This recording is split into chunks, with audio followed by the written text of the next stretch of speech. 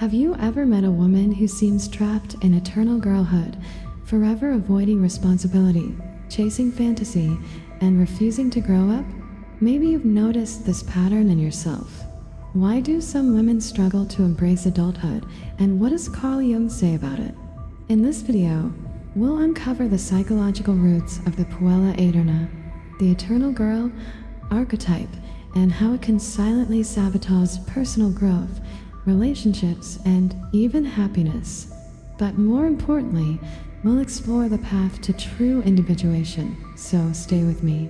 Have you ever felt like the world is moving too fast, like everyone is rushing into adulthood, making decisions, settling down while you're still standing there, watching, not quite ready to take that step? There's a name for this feeling: puella aeterna, the eternal girl. She's full of dreams, full of light, always searching for something more, but never quite finding it. It's not that she doesn't want to grow up, it's just that growing up feels like losing something precious, something soft and magical. Carl Jung wrote about her counterpart, the pure eternus, the eternal boy, the one who never leaves Neverland. But the puella is different. She doesn't run from life. She lingers at its edges, hesitating, as if waiting for a sign, a moment where everything will finally make sense. You can find her in myths, in stories of Persephone, the girl who was taken before she could choose her own fate, and Alice, who fell into Wonderland, always wandering, never belonging. She's in every fairy tale where the girl waits in a tower, not because she can't leave, but because out there, beyond the walls, life is uncertain. She loves the idea of endless possibilities, of being someone special. But choosing one path means letting go of all the others, and that's terrifying, isn't it? So she escapes into stories, into daydreams, into love that exists more in her mind than in reality. Always waiting, waiting to be ready, waiting for the perfect moment. But what if that moment never comes? And what if, by waiting too long, she lets life slip quietly past her? Have you ever wondered why some people seem frozen in time? Like no matter how many years pass, they still hesitate at the edge of adulthood, never quite stepping forward? Maybe you felt it too, that quiet resistance, that longing to stay in a world that feels safe, untouched by responsibility. It doesn't just happen on its own. The seeds of eternal youth are planted early, long before we even realize it. Some girls grow up in worlds where they are protected too much. Every problem is solved before they even notice it exists. Every risk is softened, every failure caught before it can leave a bruise. And so, they never learn what it means to fall, and more importantly, to rise again. Others grow up in a different kind of world, one where childhood feels like the only time they were ever truly free.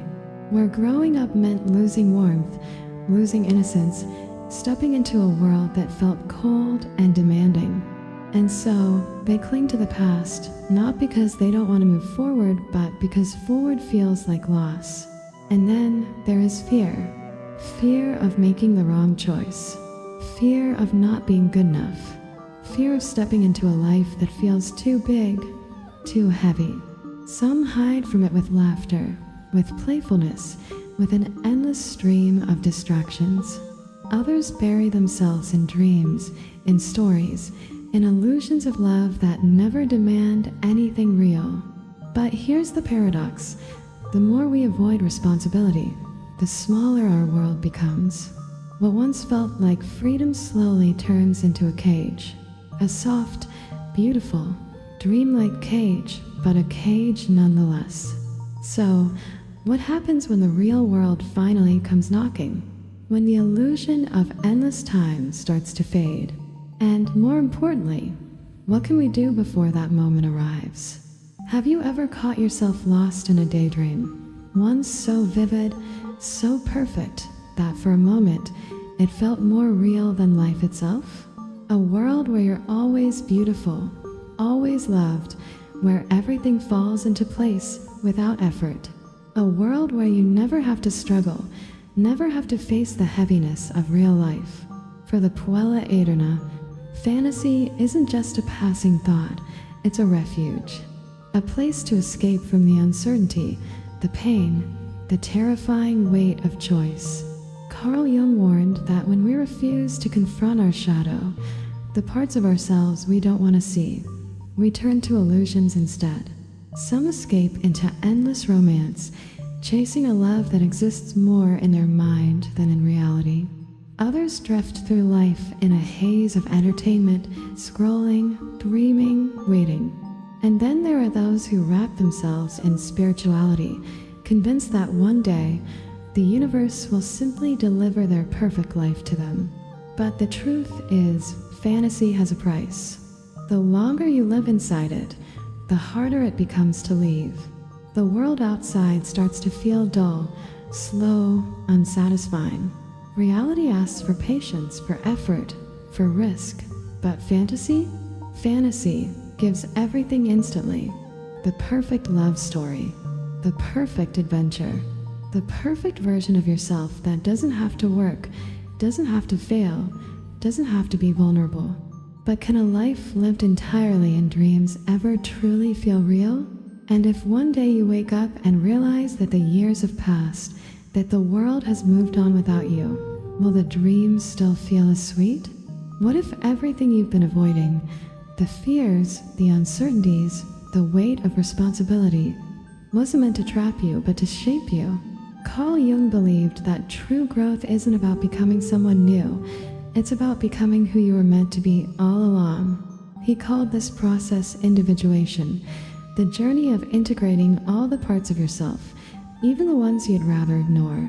The lost dreams, the hidden fears, the shadow that whispers doubts when no one else is listening. For the Puella Aderna, this journey is especially difficult, because to grow means to let go of illusions, of childhood fantasies, of the safety of never having to choose. It means embracing something she has spent her whole life resisting, herself. Not the perfect, idealized version, but the real one. The one who is flawed, uncertain, human.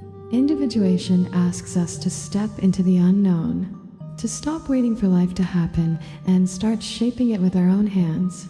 It means looking at our reflection and seeing not just a girl full of dreams, but a woman capable of bringing them to life. But how do you begin? By facing the shadow, the part of you that clings to fantasy because reality feels too heavy. By integrating the animus, the inner strength, the fire, the voice that says, you are capable. By choosing action over hesitation, responsibility over avoidance, reality over illusion, and most of all, by realizing that growing up doesn't mean losing yourself. It means finding yourself fully for the first time. So tell me, who is the woman you are meant to become? What if I told you that growing up doesn't have to mean letting go of everything you love? That you don't have to leave behind your wonder, your curiosity, your sense of playfulness just because the world asks more of you? It's true. Adulthood doesn't have to be a graveyard of dreams, a place where joy is buried beneath the weight of responsibility.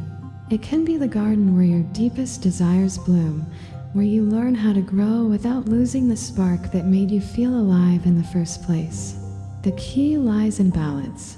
Playfulness isn't the same as avoiding responsibility. Joy doesn't have to come at the cost of maturity. It's about finding the art of living with a sense of wonder while still grounding yourself in reality. It's about embracing your responsibilities not as burdens, but as opportunities. The chance to shape your life, to contribute something meaningful, to build something that matters. And yes, while you do that, you can still dance, laugh, and be spontaneous. You don't have to let go of your dreams, but you do need to make them real. You don't need to abandon the childlike wonder you once had, but you do need to see the world for what it truly is, not just a place of endless possibilities, but a place where action, discipline, and growth are what give life its richness. As you embrace adulthood, you'll discover that creativity doesn't have to be an escape. It can be a tool, a way to express yourself, to navigate the challenges, and to keep the beauty of your inner world alive. Whether through your art, your work, or your relationships, you'll find that true fulfillment comes from creating meaning, not just chasing fleeting pleasures. So, how do you keep your youthful spirit while standing tall in the adult world? By living with purpose, by making room for joy, but also for commitment, by choosing to show up every day fully, with all your heart, and in doing so, you'll find that the more you embrace adulthood, the more you become the person you were always meant to be. And yes, you'll do it with joy, with wonder, and with a heart full of life.